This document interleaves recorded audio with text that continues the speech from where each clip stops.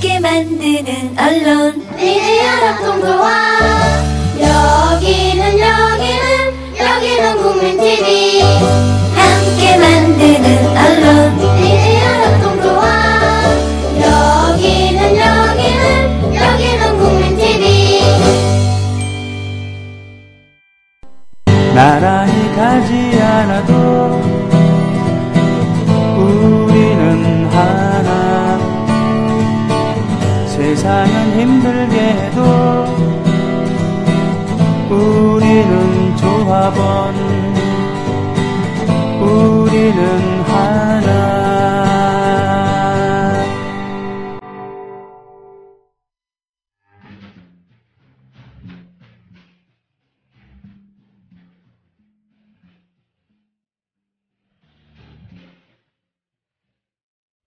이영미의 흥남부도의 금순이는 어디로 갔을까?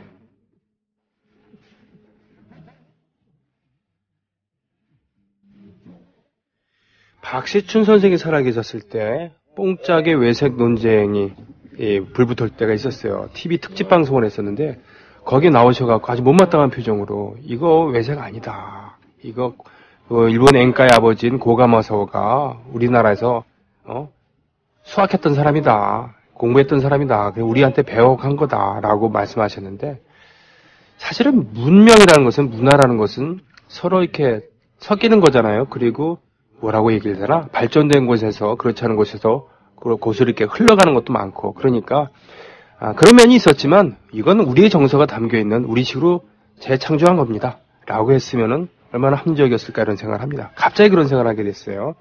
자, 오늘 문화라는 것, 음악이라는 것은 단순히 그 노래, 문화 그 자체가 아니다.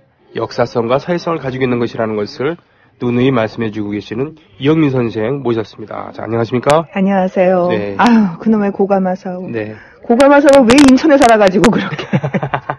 인천에서 살았어요. 인천이었군요. 고가마사가. 예, 그리고 설린상업 출신이에요. 설린상업. 당시로서는 그 번듯한 좋은 학교였습니다. 네, 근데 뭐 그럴 수 있죠. 왜냐하면 일본인들이 그 한일병탄 이후에 굉장히 많이 들어와서 살았으니까요. 그 전부터도 들어와 살았고요. 네네. 근데 고가마사오 이전에는 그렇다면 일본의 엔카 같은 게 없었냐? 아니에요. 네. 고가마사오가 일본 엔카의 아버지라고 얘기해서 고가마사오도 생긴 게 아니거든요. 네네. 그러니까 그 이전에도 라시도미파 음계의 노래들은 얼마든지 있었고요. 다 들어왔어요. 1910년대 그런 노래가. 그러니까 사실 지금 말씀하신 것처럼 들어온 건 맞으나 네. 그러나 우리가 차화시켜서 쓰고 있으니까 그냥 씁시다 이렇게 됐으면 되는데 네. 항상 그런 식의 논쟁에서는 복잡하면 사람들한테 설득력이 없잖아요. 맞아요. 간단하게 우겨야 되는 거죠. 그러다 보니까 그렇군요. 외색이 아니다. 네. 오히려 엔카의 원류가 한국이다. 이렇게 네. 좀 말도 안 되게 우기는 거죠. 네, 우기는 네. 거죠. 그런 거는. 그렇군요. 양풍, 이국풍에 대한 이야기를 몇 주째 계속하고 있는데 나날이 새롭습니다. 그죠? 네. 두드러지게 양풍을 강조하는 노래가 아니더라도 네. 이 시기의 노래들이 전반적으로 트로트의 오음계에서 서양식 칠음계, 서양 근대음악의 칠음계, 즉 도레미파솔라시도 라시도레미파솔라 하는 형태의 칠음계로 이행하고 있는 경향은 확실히 뚜렷해 보여요. 그러니까 네. 그 전에 트로트 양식이 라시도미파 이래갖고 레하고 솔을 뺀 단조 음계였다. 네. 그럼 장조에서는 도레미솔라 이렇게 평범한 오음계를 쓰고 있는 것 같아 보이지만 사실은 라의 비중이 굉장히 높은 오음계거든요. 네. 그래서 좀 독특한 장조 오음계를 쓰고 있는 거였고요. 그래서 그 전반적인 흐름은 50년대 확실하게 보이고 이것이 이제 60년대 스탠다드 팝의 시대, 그러니까 미국의 근대 음악의 형태를 가장 잘 갖추고 있는 네. 그런 대중가요가 정립되는 시기로 넘어가는 과도기의 모습을 50년대 보여주고 있습니다. 예. 그래서 오늘은 이제 그 이야기를 오늘 하고 다음 주 정도에 스탠다드 팝으로 넘어가는 시대의 이야기를 하려고 하는데요. 네네.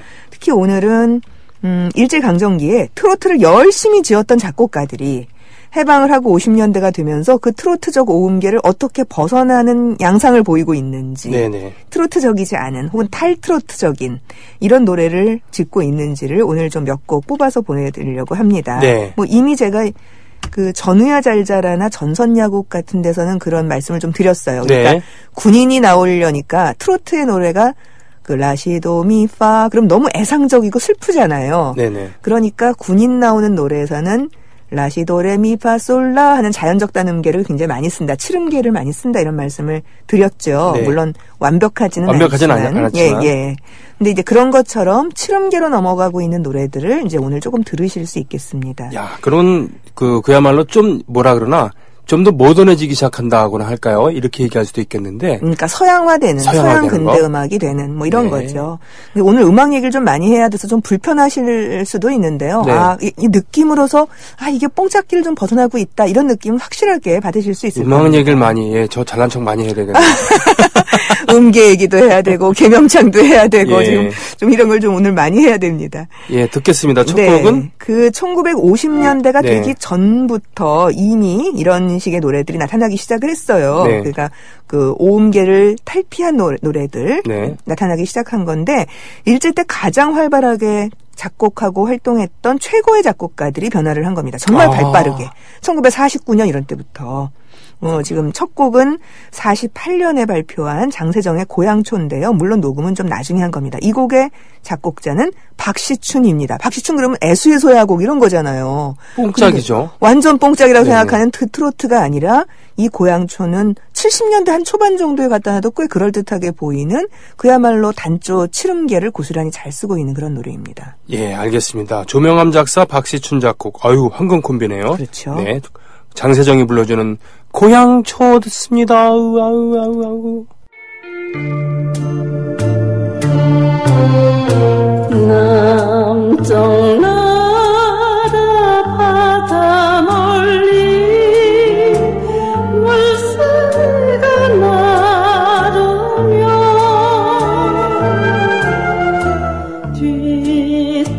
뒷동산에 동백꽃도 이거 가곡인 줄 알았는데요. 그렇게 아시는 분들도 있고요. 네. 홍민 씨 노래라고 알고 있는 분들도 많죠. 맞아, 홍민 씨의 포크송이다. 네, 라고 생각할 수도 70년대에 있죠. 이 노래를 꽤 많이 불렀고 홍민 씨가 불렀을 때 이게 묘하게 왜 서울로 떠난 아가씨잖아요. 네네. 동백꽃은 곱게 피는데 뽕을 따는 아가씨는 서울로 가고 정든 사람 정든 고향 잊었단 말인가. 네네. 그러니까 이농의 시대였기 때문에 이 노래가 정말 그 시대하고 딱 맞아 떨어졌어요. 예. 오히려 1940년대 후반하고는 좀 별로 뭐 서울 가는 아가씨가 48년에 그렇게 많았던 그런 건 아니잖아요. 네네. 그러니까 이건 훨씬 더 60년대 말이나 70년대 초반이면 더 어울리는 노래였기 때문에 포크송이라고 알고 계신 분들도 굉장히 많습니다. 네. 근데 이 노래는 완벽한 칠음계까지는 아니지만 좀 소울은 많이 안 쓰지만 레는 확실하게 많이 쓰고 있는 노래여서 네. 트로트 끼는 꽤 벗고 있는 그리고 트로트적인 뭐라 그럴까요? 꾸미몸이라고 하죠. 네. 국악에서는 흔히 식임새라고 이야기를 하는데요. 목소리를 이렇게 만들어 나가는 방식 그런 것들이 굉장히 적어요. 그래서 아주 담백한 느낌이 들어서 지금 혹시 가곡 아니야, 포크송 아니야 충분히 그렇게 이해될 수 있는 그런 겁니다. 그러니까 그래요. 이 예스러운 목소리, 장세정의 목소리만 좀 뺀다면 이거 뭐 충분히 70년대 노래라고 할 수도 있는 그런 거죠. 메조소프라노 김청자 선생이 불러도 되고요. 예. 그리고 홍민 씨의 그 텁텁한 목소리로 예, 낮고 네. 아주 울림이 좋은 목소리. 네. 그래서 아주 굉장히 매력적이었어요. 홍민의 리메이크가.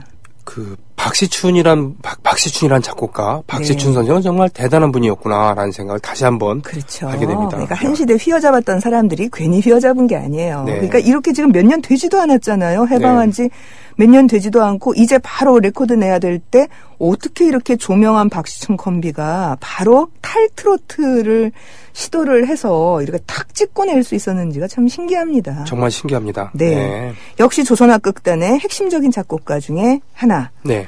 김혜송, 이난영의 남편. 제가 지난번에 나무아미타불 같은 노래를 들려드려서 정말 의학하고 놀라셨던 네. 바로 그 작곡가 있죠. 네. 그러니까 일제강점기에서 재즈나 블루스 같은 양풍의 노래를 가장 잘 소화했던 작곡가이기도 했던 네. 그리고 가수이기도 했던 분인데요. 이분도 1949년에 상당히 트로트기를 벗은 노래를 냅니다. 이것도 역시 들으시면 이거는 바리톤이나 테너 아무개가 부르면 좋겠어. 바로 그 말이 나오게 생긴 그런 노래예요. 이인권이 부른 선주교란 노래인데요. 유호 작사, 김혜송 작곡입니다. 49년 작품인데 예, 들어보겠습니다.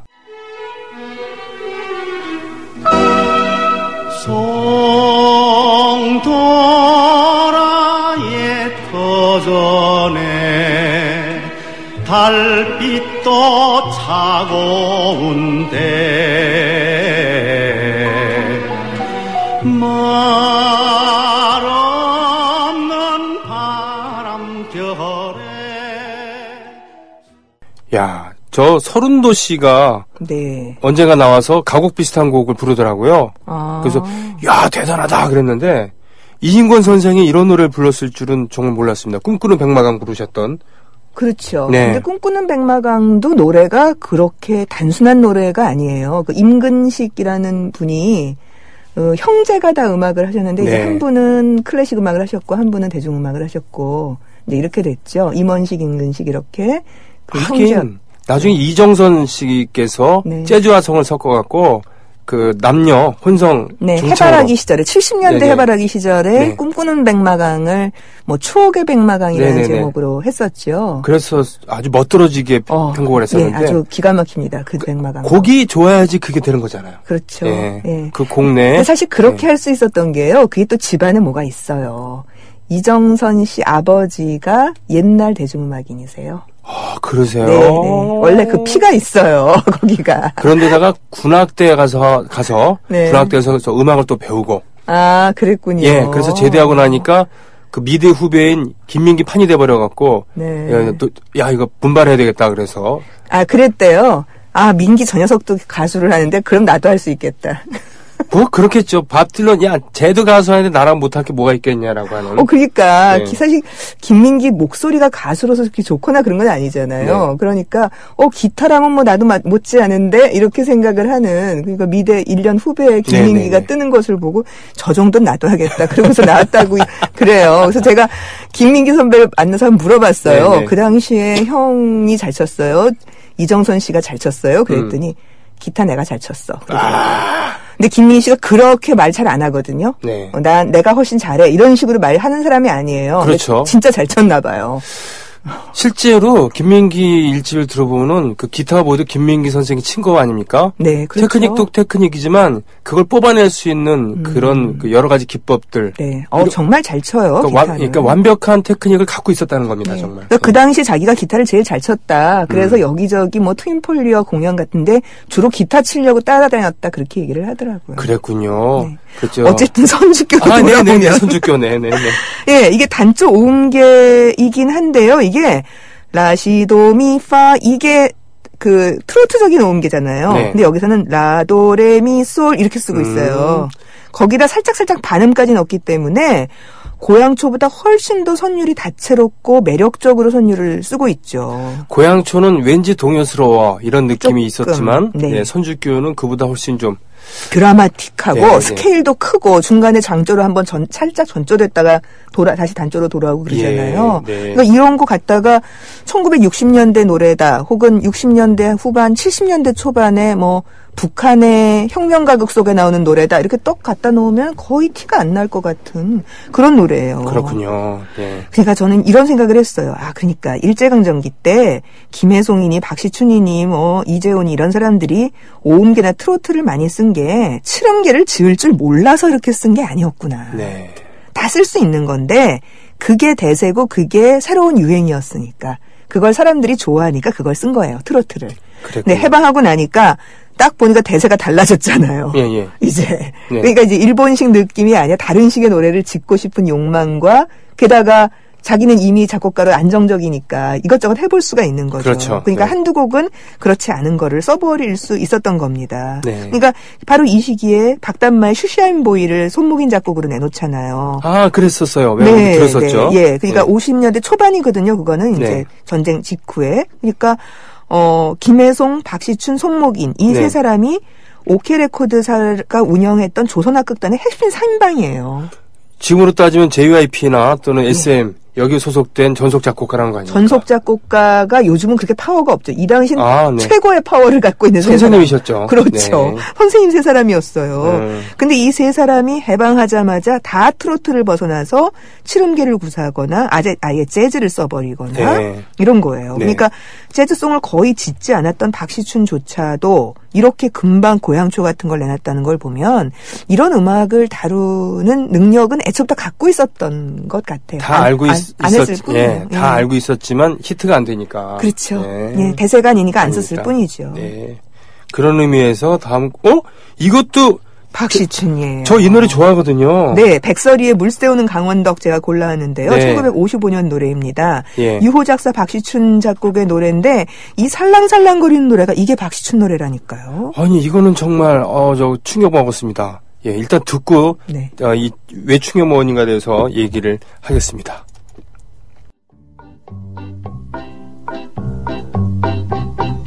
물 싸우는 고요한 강원덕에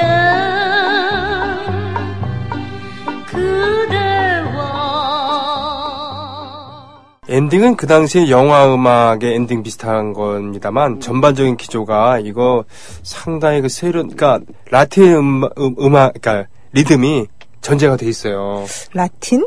네. 라틴인가요? 라틴 아니고 저거 아니에요? 하와이안 분위기 좀 그런 거 아니에요? 리듬 자체는 그 라틴이고요.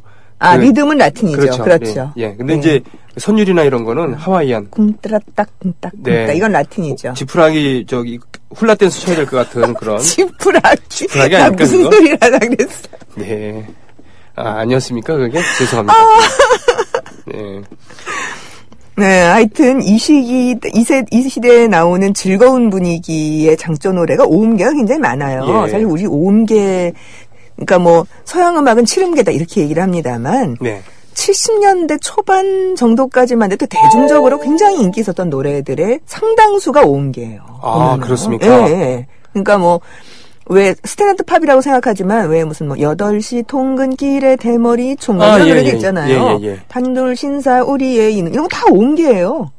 생각해보세요. 와. 노란 샤스 입은 다 오음계예요. 그럼에도 불구하고 그렇게 세련된 노래를 만들긴 그렇다는 했군요. 느낌이 드는 거죠. 네. 그건 이제 창법이 바뀐 게 있고 그 다음에 단조 오음계 라시도미파라고 하는 트로트 단조 오음계가 워낙 독특하기 때문에 네. 오히려 그냥 장조 오음계로 가버리면 별로 트로트란 느낌이 들지 않는 그런 상태였던 거죠. 이런 비밀이 있었군요. 정말. 네. 근데 이것도 보면 장조 오음계인데 살짝 칠음계를 넘나들었다 왔다가 솔피 솔미 반음을 썼다가 이러잖아요. 네, 그러니까 트로트의 분위기는 확 넘어간 이건 뭐 전혀 트로트라고 이야기할 수 없는 그런 거죠. 제가 참 이 물새우는 강원덕을 좋아했지. 옛날 노래인데 이렇게 세련됐을까라고 하면서 네. 저 어렸을 때 제가 가장 어렸을 때 찍은 사진은 물론 돌사진이었겠지만 그 다음에 오래된 사진은 옆에 물통을 네. 그 미끄러 메고 빵모자 쓰고 입에는 뭘 물고 엄마 아빠 손을 잡고 이렇게 걸어가는 3살쯤 됐을 거야 아마 그 사진이거든요. 네. 그게 이제 물새우는 강 언덕 이 분위기의 유원지였어요. 그래서 이 노래 좋아하는 것 같아요. 아, 그렇구나. 내가- 하와이에서 태어나시거나 하고 자란 게 아니고. 그럼요. 예. 아. 그러니까 지푸라기 얘기를 하죠. 그러니까 이 노래는 파는 확실하게 쓰고 있어요. 보통 오음계 그러면 파시를 안 쓰는 건데 네네. 파를 확실하게 쓰고 파샵이라고 하는 음도 굉장히 많이 나오고 있고요. 그래서 네. 상당히 이 시대로서는 나는 이제 오음계를 탈피하고 칠음계로 가보겠어라고 아주 탁 마음을 잡고 쓴 박시춘의 그런 새로운 분위기의 노래라고 할 수 있습니다. 그리고 확실히 백설이라는 가수가 왜 그런 묘한 여러 가지 이국풍의 노래를 잘 소화하는 가수잖아요. 네. 중국풍, 네네네. 뭐 칼멘 야곡 같은 네네네. 스페인 분위기, 예, 맞아요. 뭐 그냥 이것도 하와이안까지 그냥 가보는 거죠. 당대의 그 악극단의 최고 스타였으며 또 전시 패밀리의 그 전용록 네. 선생의 아버지 그 어머니가 되는 백설이. 그렇습니다. 우리 어머니가 노래 부르시는 게 바로 백설이 이분 창법이니까 그러니까 당대의 그런 독보적인 대표적인 그냥 여자 가수다라고 생각하면 되는 거겠군요. 그렇죠. 네. 근데 그걸 따져보면 금방 나와요. 네. 어머님이 아마 1950년대 20대셨을 거예요. 1930년대생이세요? 40년대 초반생이세요? 40년대 초반생이세요. 네, 그렇죠. 네. 그러면은 50년대 중반이면 15살입니다. 아, 네. 그러니까 자기 청소년 시절에 가장 인기 있었던 노래를 결국은 좋아하는 거예요. 그 방식으로 부르는 겁니다. 그러니까 계산하면 바로 나온다니까요, 그 얘기는. 그렇군요. 네. 요즘 자라나는 애들이 네. 무슨 아이유나 뭐 이런 거 그렇죠. 부르는 그렇죠. 것처럼. 네. 그 창법을 계속 그냥 반복하고 아마 그 세대들은 나이 먹어서도 그렇게 노래 부를 거예요. 그렇군요. 그러면 또 그 아들, 딸들이, 우리 엄마는 정말 이상하게 불러. 라고 얘기할 거예요. 그랬군요. 네. 아이고, 참, 왠지 눈물이 나올라 그래. 예, 다음 곡은 아주 희귀 음원을 들고 오셨습니다. 네. 사실 노래 자체가 희귀한 건 아닌데요. 네. 남인수의 산유화. 이거는 남인수 좋아하는 분들 중에서 왕팬들이 주로 좋아하는 노래예요. 그러니까 약간 트로트기가 별로야라고 생각하지만 근데 남인수는 정말 좋아라고 생각하시는 분들이 반드시 꼽는 노래. 그래서 남인수 산유화 좋아 그러면 너 좀 노래를 좀 안 해? 서로 그렇게 좀 인정해주는 그런 노래예요. 1957년 노래인데 반야월 작사 이재호 작곡입니다. 근데 이제 제가 오늘 음원을 갖고 온 거는 네. 지난번에 말씀드렸듯이 남인수 음반은 음원 떠돌아다니는 것의 태반이 짝퉁 남인수 목소리이기 때문에 남강수. 네. 네, 남강수거나 이청봉이거나 이런 분들이 네. 부른 거거든요. 네. 그래서 그 남인수 도사들끼리 모여서 이게 진짜 남인수야라고 네. 골라놓은 음원을 제가 갖고 왔어요. 그럼요. 네. 나훈아는 나훈아지 너훈아, 나훈하 뭐 이런 거 들으면 안 되죠. 근데 너무 똑같아가지고 진짜 구별을 할 수가 없습니다. 어쨌든 요번에 지금 들으시는 목소리는 확실한 남인수 목소리가 맞고요. 예. 이것도 오음계이기는 하지만 트로트적인 오음계가 아닌 노래고요. 네. 그러니까 나중에 그렇게 얘기를 합니다. 이재호 선생이 나도 이런 노래 지을 수 있어. 이러고 아주 거의 독을 품고 지었다라는 후일 이야기를 남겨놓고 있는 노래입니다. 그렇군요. 듣겠습니다. 남인수의 산유화예요.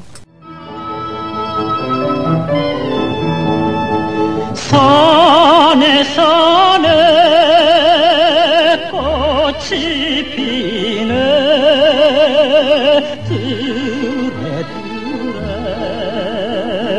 꽃이 피네 봄이 오면 야, 나를 트로트 작곡가로만 생각하지 말아줬으면 좋겠어. 라고 만든 그렇죠. 노래라는 거죠? 이 박자로 쿵짝거리지도 않고 네. 라도레미솔 오음계를 쓰는데 약간 국악적인 느낌이 드도록 선율을 만들기도 하고 네. 그러니까 향토적이고 국악적인 게다가 김소월 시를 딱 엎어놨잖아요. 네. 근데 반야월 작사이긴 합니다만 산에는 꽃이 피네 꽃이 피네는 네, 네, 너무나 잘 알고 있는 네. 이 제목처럼 산유화의 한 구절이고요. 네. 님이 잠든 무덤가에는 금잔디라는 그 김소월의 시가 있습니다. 예, 잔디잔디 금잔디. 네, 네. 님 잠든 그 금잔디가 나오는데 그 두 개의 시를 섞어놓은 것 같은 분위기에 네. 이제 반야월의 독특한 감성으로 나머지를 싹 엮어놓은 그런 거예요. 그래서 남인수가 또 워낙 잘 불렀어요. 아니, 전 무슨 성악가인 줄 알았어요. 그렇죠. 네. 거의 그래요. 이 시절에는. 이거는 목을 좀 더 열어갖고 부른 겁니다. 그렇죠. 네. 네, 발성을 확 시원하게 열었죠. 운다고. 그렇지 않아요. 이거 안 하고. 네, 그렇게 안 했어요. 예, 만약에 이창법으로 운다고로 불려면 운다고 이렇게 불러야 되는데 예, 네. 남인수의 절창이었습니다. 그래서 트로트 싫어하는 사람들도 이 노래만은 품격이 있어라고 다 인정하는 노래입니다. 조용필이 노래 잘하지만 야 어떻게 허공 같은 트로트를 부르니 하면서 못 찾겠다 깨꼬리 난 이런 거 좋아해 라고 하는 사람들도 있기 마련이죠. 조용필에서 트로트를 싫어하거나 그런 노래를 싫어하는 사람들이 찍는 단 한 곡이 있죠. 뭡니까? 품격 있다고 생각한 노래. 친구야. 이호준 작곡. 거의 가곡 같아 보이는 맞아요. 노래. 예, 그러니까 그 노래만 나오면 다 풀려요, 사람들이. 그렇군요. 이거 다 조용필은 좀 쌀티가 나, 이렇게 음. 애들처럼 불러 이러다가, 친구여 하는 노래 나오면, 이건 괜찮네. 맞아요. 이렇게 다 저도 그거 참 좋아했고, 한국과 홍콩과 일본의 가수들이, 톱스타들이 모여갖고는 순회 공연도 다녔을 때, 네. 홍콩과 일본, 그리고 조용필 씨까지, 3명이서 이 노래를 같이 부르기도 했었죠. 굉장히 좋았겠다. 네, 다니무라 신지 이런 그 가수. 3명이 이렇게 손을 잡고서 뺑뺑이를 돌면서 라라라라라라라라. 야, 간지 작살이었어요, 정말. 그랬군요. 네. 사실 산이와라는 노래는 유명한 노래가 여러 곡이 있죠. 네. 가곡으로 지어진 김순남의 산이와가 있잖아요. 김순남. 그러니까 산에는 꽃 피네, 네. 꽃이 피네, 예, 꽃이 예. 피네 하는 게 있고요. 네. 그것에 자극받아서 만든 김성태의 산이와가 있는데 이 김성태의 산이와가 김성태 가곡 중에서 가장 예술성이 높다 이런 식으로 평가받는 노래 중에 하나거든요. 그 산유화가 뭐였었죠? 산에는 꽃이 아. 피네, 꽃이 피네, 피네. 아. 예. 근데 이거 남인수 산유화까지 합쳐서 그러니까 이재호 작곡의 남인수 산유화 거의 산유화 3인방쯤? 그렇군요. 그러니까 40년대 후반부터 50년대까지 지어진 거예요. 근데 이 세 곡이 다 그러니까 거의 같은 시대에 거의 10년 안에 나왔다고 이야기할 수 있는 노래 세 곡이 다 좋은 산유화라고 할 수 있죠. 그랬군요. 조용필의 산유화도 있긴 있습니다. 있죠. 예, 산유화야 하면 하는 산유화. 네, 이거보다 못한 것. 이 세 곡보다 못한 것 같아요. 그렇죠. 저는. 예. 산유화 이 특유의 정서가 있기 때문에 네, 네. 역시 좀 다른 그렇죠. 느낌의 산유화인데 이재호라는 작곡가가 뭐 박시춘이나 김혜송만큼 귀에 익지는 않으셨을 텐데요. 네. 박시춘, 손목이는 워낙 귀에 익은 분들이고요. 40년대 두각을 나타내기 시작을 했어요. 그리고 50년대 단장의 미아리 고개 같은 아주 절창을 지은 가수이기도 하죠. 그래서 40년대에 뭐 번지 없는 주막 이런 노래들 다 지은 바로 그런 작곡가입니다. 이분은 음악학교 출신이고요. 바이올린 전공이에요. 그래서 선율을 굉장히 잘 쓰는 사람이었대요. 네. 그래서 주변 친구들이 넌 조선의 슈베르트라고 해줄게. 선율을 참 예쁘게 잘 쓰는 사람이어서 그렇게 얘기했다고 합니다. 그러니까 박시춘이 조선의 고가마사오였고 이재호는 조선의 슈베르트였고 네. 서로 이제 그렇게 이름들을 붙이고서 놀았던 거죠. 네네. 이분은 좀 일찍 돌아가셨어요. 폐결핵으로 이분도 역시. 아이고. 좀 아깝게 네. 돌아가신 그런 분입니다. 이분은 진주가 고향이었는데요. 사실 나중에 이제 이봉조 이야기를 때 다시 한번 말씀드리겠습니다만 진주중학교에서 교사를 잠깐 그 전쟁 부근에 하신 적이 있어요. 50년대. 네네. 그때 진주중학교에 다니던 학생이 이봉조였어요. 그렇군요. 네. 나 홀로 걸어가는 또는 파도여 슬퍼마 짠짠짠짠 이거. 예. 무인도 안개 네. 뭐 무슨 보고 싶은 얼굴. 아, 그러니까 맞아요. 이재호한테 음악 시간에 노래를 배웠던 학생이었던 그랬군요. 거죠. 이봉조라는 사람이. 아까 말씀드린 것처럼 트로스트의 외색성에 대한 그 어떤 자의식 같은 것을 가지고 만든 그걸 탈피하려고 아주 애를 쓰고 나도 이런 노래 지을 수 있어. 이런 가곡 같은 노래 나도 한번 지어볼 거야. 네. 라고 생각하고 만든 노래였다라고 이제 알려져 있는 노래인데요. 네. 이 시기에 실제로 외색성 비판이 있었습니다. 트로트에 대한 외색성 비판이. 56년부터. 이때도 있었군요. 있었어요. 네. 트로트의 외색성 소리는요, 거의 심심하면 한 번씩 나오는 단골 메뉴예요. 56년에 먼저 있었는데, 이런 걸 항상 먼저 주도하는 사람은 클래식 음악하는 본격 음악인들이거든요. 이 두 가지를 공격 대상으로 삼습니다. 하나는 외색이고요, 트로트. 또 하나가 재즈예요. 왜 재즈를요? 그러니까 경박한 미국풍의 상업적인 가요다라고 생각을 하는 거죠. 그래서 건전하지 못한. 아이고 웃기고 자빠져. 예, 그렇게 얘기합니다. 그러니까 트로트와 재즈 둘 다 공격의 대상이 돼요. 네. 그런데 재즈하는 분들은 뭐 지금 흥승장구 잘 나가고 있는 사람이니까 전혀 굴하지 않아요. 근데 트로트는 타격이 크죠. 게다가 민족 감정을 건드리는 거잖아요. 이거는 할 게 없어서 외색 가요를 하냐? 뭐 이래 버리니까. 그래서 이 트로트를 하는 대중 가요인들이 방송 거부를 선언했어요. 그래서 결국은 좀 풀어주고 이랬었습니다. 근데 이런 일들이 60년대 중반에 가서 한일 수교가 있던 즈음에 한 번 더 터지고요. 네. 때때로 터져요. 계속해서. 근데 이런 것들을 어떻게 보면 이게 좀 원죄 같은 건데 이거 자기가 어쨌든 선택한 음악이고 이거 갖고 계속 밥 벌어먹었던 분들이잖아요. 그렇죠. 그러니까 이런 수모를 한 십몇 년에 한 번씩 늘 겪다 보니까 아직도 트로트 하는 계의 대중음악인을 만나서 이놈의 외색 소리, 일본 어쩌고 소리만 나오면 그냥 뭐 쌍수를 들고서 그냥 아니라고 그러세요. 그러니까 이건 뭐 놀리고 뭐고 아무 필요가 없고요. 그냥 무조건 우기세요. 그래서 그렇군요. 그냥 무조건 우겨요. 근데 그거를 저는 이해는 하겠어요. 그래서 저는 그냥 그 앞에서는 논쟁을 안 해요. 그냥 씩 웃고 말아요. 뭐 그렇다고 얘기할 수도 없으니까. 왜냐하면 이분들은 이것을 인정하는 즉시 자기 밥줄이 딱 끊어져 버리는 수모를 겪는 거였잖아요. 네. 그래서 일본에서 들어온 것은 맞다고 인정을 분명히 해야 하는데 그것 자체를 아예 얘기를 안 해버린 거죠. 그만큼 피해의식이 있으니까. 그렇습니다. 그러니까 사실 40년대 한 후반 정도에 청산을 하려면 깨끗하게 어느 순간에 딱 결의하고 확 청산을 해버리고 그랬으면 깨끗할 수 있어요. 근데 이게 잔재청산이 되지 않은 상태에서 징징거리면서 꼭 필요할 때마다 한 번씩 터지고 게다가 정부는 그럴 때는 또 탁 금지시켰다가 필요할 때면 또 그 사람을 데려다가 이용해 먹고 늘 그러거든요.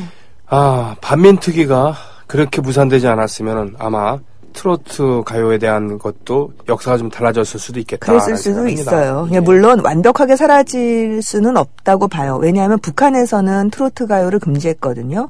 다 사라졌어요. 네. 10년은 남았습니다. 그런데 대중가요 중에 10년만 남기고 트로트는 없앴는데요. 그럼에도 불구하고 그게 얼마나 긴 생명력을 가졌냐면 2000년이 다 돼서 결국 눈물 젖은 두만강 같은 몇 곡, 타양살이 같은 곡들을 민족의 노래로 복권을 시켰습니다. 정서라는 것은 그렇게 칼로 뭘 자르듯이 그렇게 잘라지는 게 아니니까요. 네. 그냥 그게 그 음악 언어가 왜냐면 워낙 오랫동안 뿌리를 박은 거잖아요. 그렇군요. 10년 넘게 뿌리를 박은 거기 때문에 역시 사라지는 것도 그렇게 쉽게 사라지는 것은 아니라고 생각합니다. 어쨌든 이분들 스스로가 스스로의 결의에 의해서 외색 청산을 한 것은 아니었기 때문에 이런 문제가 계속 해결이 안 되고 있었고요. 네. 어쨌든 트로트를 하시는 분들이 이 시기에 그런 공격을 한편으로 받으면서 혹은 대세가 변하는 것을 생각하면서 스스로 탈트로트 하는 노력을 보여주고 있었다. 라는 것은 상당히 주목할 만합니다. 알겠습니다. 다음은 그렇게 해서 좀 트로트에 대한 이야기를 트로트를 벗어나는 노래들. 근데 이제 지금 이재호 작곡의 산유화를 들으셨는데요. 역시 반야월 이재호 콤비입니다. 반야월 작사 이재호 작곡의 아주 분위기가 다른 새로운 노래를 하나 들어보겠습니다. 뭘까요? 권혜경의 산장의 여인 1957년 곡입니다. 57년 곡 산장의 여인입니다. 아무도 날 찾는 이 없는 외로운 이 산장에 산풍님 멈채고 산장의 여인 함께 들으셨어요. 이거 참 뭐라고 얘기해야 되나? 비극성을 그렇죠. 띈 그런 곡이었는데 장조의 노래임에도 불구하고 참 슬프죠. 노래가 막 처연한 그런 느낌이 있어요. 도대체 사박자라는 우리 서양 음악을 받아들이면서 저도 곡을 쓸 때 주로 사박자 곡을 쓰거든요. 아, 그렇군요. 근데 삼박자 곡을 안 쓰긴 쓰는데 발표를 못 해요. 왜요? 편한 것까지는 좋은데 좀 유치하게 곡이 쓰여질 경우가 많아요. 그거 참 신기해요. 그거 참 어려워요. 그러니까 사박자나 삼박자가 뭐 별게 아닌 삼박자의 노래는 다 서정적이고 사박자의 노래는 다 딱딱하다. 이렇게 그냥 쉽게 얘기할 수는 없어요. 근데 지금 삼박자 얘기가 나왔던 얘기가 무슨 얘기냐면요. 고향초, 선죽교, 산유화, 산장의 여인. 이게 지금 다 삼박자 곡이에요. 오늘 들은 오늘 나온 곡들이요. 그러니까 물싸우는 가는 강원덕이 이제 살랑살랑 라틴 리듬을 쓰고 하와이안 분위기 난 거 빼놓고 지금 들으셨던 노래들이 다 삼박자고요. 제가 다음 주 정도에 이렇게 스탠다드 팝으로 옮겨가는 시대 노래를 좀 더 들려드릴 텐데 삼박자 곡이 그렇게 많아요. 그런데 이런 비슷한 현상이 언제 또 있냐 하면요. 우리나라의 트로트가 정립되는 시기. 아주 초기죠. 20년대 말부터 30년대 초반까지 원래 트로트는 2박자가 기본이잖아요. 궁짝, 그렇죠. 이렇게 하는 게 2박자가 가장 많은 그 트로트 곡의 전형이고 거기다 라시, 도, 미, 파, 라, 파, 미, 도, 시, 라 이렇게 가면서 궁짝, 그럼 이렇게 트로트가 되는 거거든요. 근데 초기의 트로트 곡 생각해 보세요. 3박자가 굉장히 많아요. 황성예터의 밤이 드니 왈츠죠. 그 다음에 타향살이 몇 해던가 3박자죠. 이것도 3박자예요. 강남 제비 돌아와 봄은 왔건만 그러네요. 이것도 3박자예요. 근데 이게 다 초기예요. 그러니까 목포의 눈물 4박자 곡이 인기를 끌기 전에 나온 곡들이란 말이죠. 그러면서 목포의 눈물 2박자가 정착되는 35년 그 이전에 3박자의 트로트 곡들이 다 인기를 끈 다음에 2박자 성공으로 오는 양상을 보여요. 저는 이 시기를 연구를 하면서는 이렇게 얘기했어요. 우리나라 사람이 원래 2박자보단 3박자가 편하다. 왜냐하면 기본 박자가 우리는 하나를 둘로 나누는 게 아니에요. 그러니까 서양식의 박자는 기본으로 하나를 둘로 나누고 둘을 넷으로 나누는 그렇죠. 방식이거든요. 예. 2분음표, 4분음표, 8분음표, 16분음표 이렇게 가잖아요. 예. 그런데 우리는 하나를 셋으로 나누는 방식이에요. 덩덩덩덩덩덩덩덩덩덩덩덩. 그래서 블루스가 편해요. 우리한테. 그랬군요. 우리 전통 박자는 모두 3박자 계열이기도 하고. 네. 덩기닥, 덩다다다기, 덩기닥, 덩기닥. 심지어 제가 택견을 1년 동안 했었거든요. 택견도 3분박이에요. 예. 이크, 에크, 그렇죠. 이크, 쿵, 딱, 쿵, 딱, 삼박자예요. 쿵, 딱, 딱, 쿵, 딱, 예, 딱. 이게 그렇죠. 폼을 봤는데, 예, 공격할 때랑, 예. 그리고 수비할 때는, 네. 그 방어할 때랑, 품새라고 하죠. 품새가. 예, 그러니까 품자 있잖아요. 예, 예. 품질할 때 품자, 3박자. 예, 역품으로 받기도 하고, 정품으로 받기도 하는데, 맞아요. 그게 모두 품자. 3박자입니다. 네. 이크 하면서. 에크. 네네. 네. 정말이에요. 그래서 우리나라의 박자가 물론 2분박이 없는 건 아니지만 3분박을 기본으로 하는 그래서 네. 8분의 12박자 보통 이렇게 많이 쓰죠. 뭐 이렇게 서양식으로 그려놓으면 네네. 12박, 24박 이런 것들을 쓰게 되는데요. 그래서 우리나라에 정착을 하면서 2박자 계열의 노래가 좀 더 불편했고 3박자를 경유해서 트로트가 들어왔다. 이렇게 말씀을 주로 제가 글을 썼어요. 문제는 이 50년대예요. 예. 이게 왜 서양 음악식의 칠음기를 넘어가면서도 또 3박자가 이렇게 우월하게 되냐는 거죠. 그러니까 이게 우리나라 사람들한테 이때까지만 하더라도 뭔가 새로운 음악이 들어와 정착을 하는 과정에서 3박자를 쓰면 뭐라 그럴까요? 가슴이 열린다 그럴까? 마음이 열린다 그럴까? 마음이 푸근해지면서 정서로 사람들을 쑥 밀고 들어오는데 좀 유용한 것이 확실히 2박자보다는 3박자인. 옛날 할머니들 찬송가 부르라고 하면은 항상 박자를 놓치시는데 그거 알고 보니까 그게 원래 박자 감각이 없어서가 아니라 박자를 하는 방식이 다른 거예요. 관념이 다른 거예요. 예, 방식이 다른 거예요. 예. 그 3박자가 돼야 되는데 4박을 해서 시작 하나 둘 셋 넷 해야 되니까 헷갈리신 거예요. 못 갖춘 마디는 더 못 맞추세요. 네, 맞아요. 못 갖춘 마디는 원래 우리나라에는 없는 거거든요. 예. 그러니까 서양에서 못 갖춘 마디가 그 만들어진 이유는 관사 때문이라는 말이 있어요. 약박으로 시작하는 거잖아요. 못 바꾸는 거. 예. 어따 어부 어떠부 그러니까 딴딴 이런 게 있지.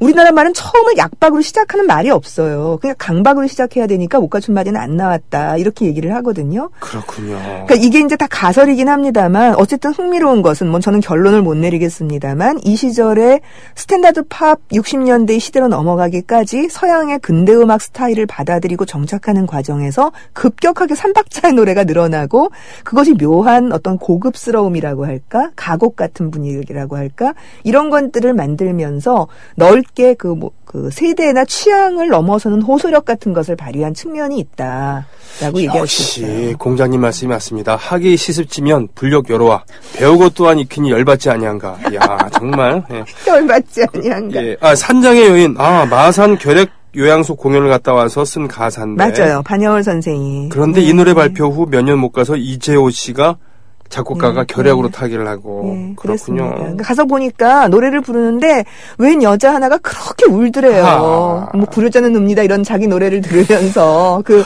환자 하나가 네네. 그래서 너무 가슴이 아파갖고 이 노래를 지었다 이렇게 얘기를 하는데 그렇게 지은 것 치고는 청승맞은 느낌이 없고요. 정말 칠음기에서 뭐 솔솔솔라 솔피 솔니 이런 데서 굉장히 예쁜 그 반음을 쓰고 있는 걸 볼 수 있어서 굉장히 애써서 지은 곡이다라는 걸 알 수 있습니다. 그렇군요. 난 기품 있게 투병하는 거야.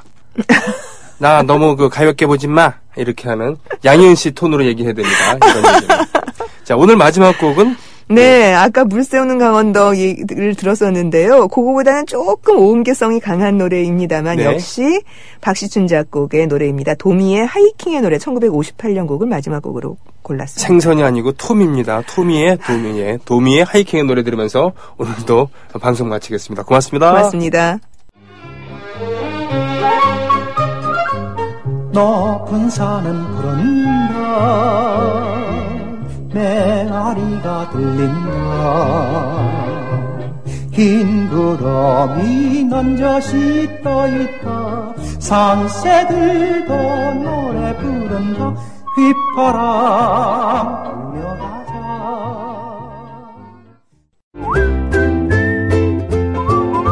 국민 라디오 팟캐스트 응원하는 가장 쉬운 방법 아시나요? 다운로드하기, 별점 주기, 댓글 달기, 구독하기.